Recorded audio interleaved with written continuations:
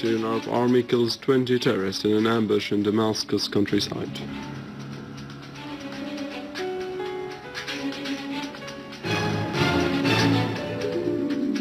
Yankovic says, "I am still the legitimate Ukraine president, and the United States and the West are responsible for violence in my country."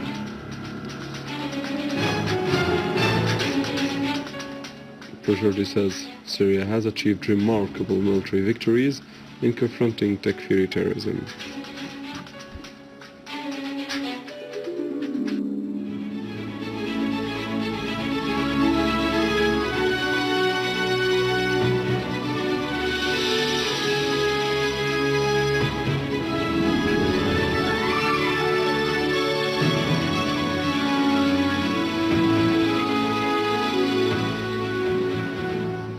Good afternoon, this is news in English from the Syrian Arab television in Damascus. The Syrian Arab army today continued its national mission in pursuing the armed terrorist groups in different regions of Syria, having successful operations against the terrorist gatherings and hideouts.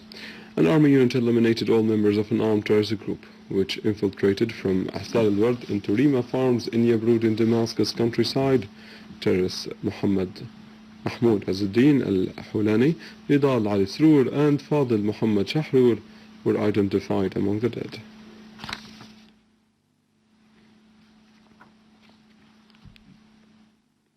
Going to Homs, where security forces in there settled the legal status of over 60 persons in the towns of Dwayr Sharqi and Dwayr Gharbi in Jub al-Jarrah area east of Homs. All of those have been misled into taking part in the unfolding of events in Syria. The persons pledged not to get involved in any act that might harm the homeland's security. Earlier, the competent authorities settled the legal status of 50 persons who had been evacuated from Homs old city.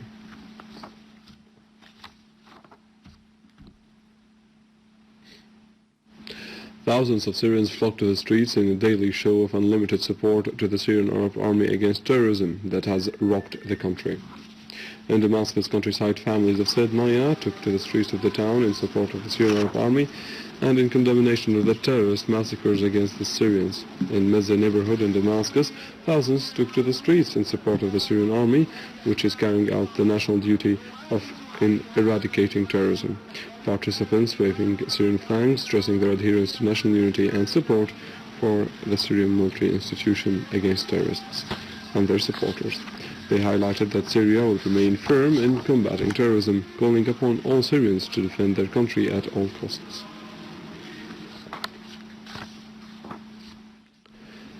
Syrian students at the Russian universities and institutions reiterated their support to their homeland in confronting terrorism perpetrated by the armed terrorist groups which are directly supported by Saudi, Qatari regimes, Turkey, Washington, and some Western countries.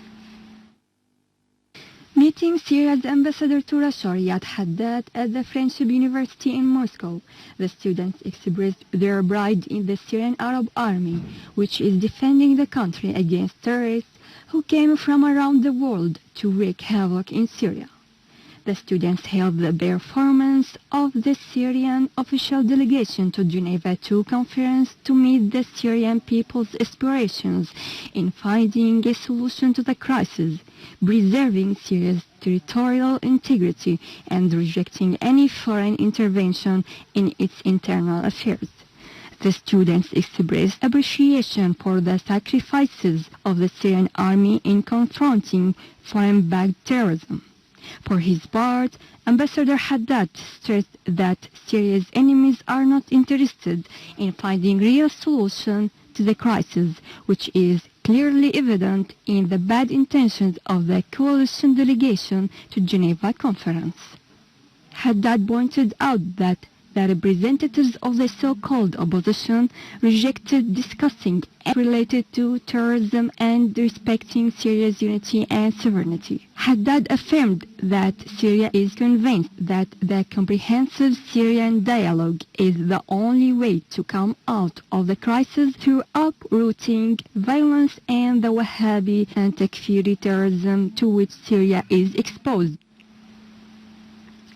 The Belgian member of the European Front of Solidarity with Syria, Robert Rosiros, stressed that the front's support to the Syrians and in their defense of their country's territorial integrity, sovereignty and independence. Wazirov, in a radio speech, also asserted the front's support to Syria in facing the Western-backed terrorism.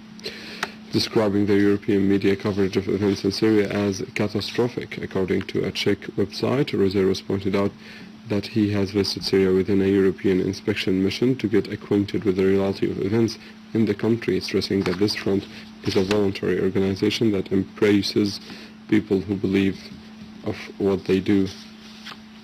He expressed pleasure that he could deliver his message to the Syrian people through solidarity with them and highlighting the importance of not mixing between the European peoples and governments.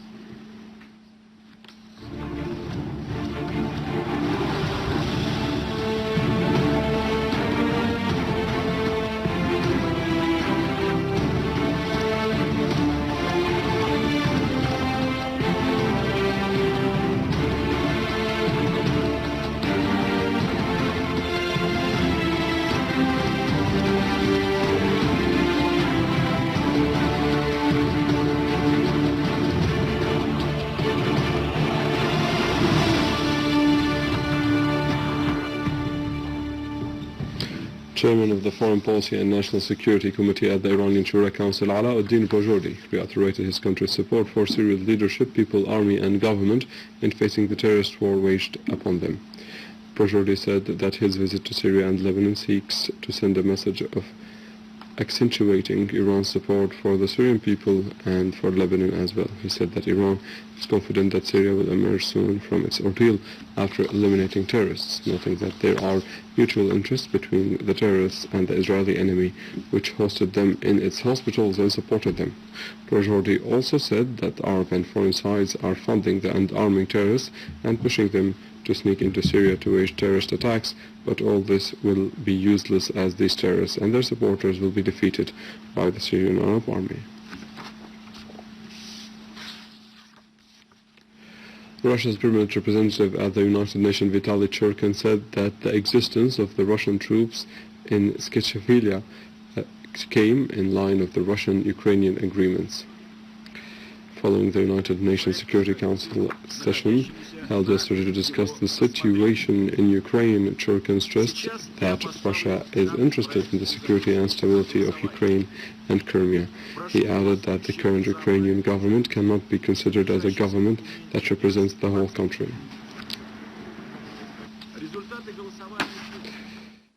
With this, we come to the end of our news for today. Thank you for watching. For more details about Syria and the region, and to view this bulletin again, you can always visit our website in English, www.syriaonline.sy. Now to the latest in business and market news with Naliman Qassam, but after a short break.